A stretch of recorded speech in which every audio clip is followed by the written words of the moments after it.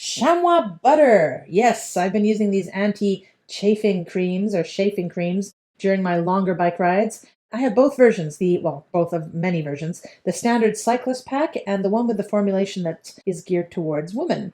They both have advantages. When I'm training at home or setting out for a longer outdoor ride, I generally go for the women's version, as it does feel to be a bit gentler and more soothing on my skin, especially in those sensitive areas. It's still effective at preventing chafing, but it feels like it has a slightly softer finish, which I've noticed can make a little bit of difference. I admit that recently I'm not doing all the day rides anymore, too busy, but I do train at home. And yeah, I still need cream in my chamois, baby. I always take at least one of these little packs with me when I am out, though. And if I'm not in shape and not used to being in the saddle, all the more important.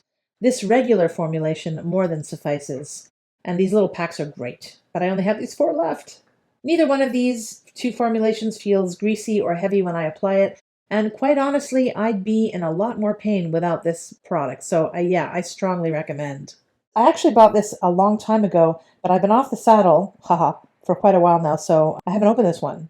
Time to break it open.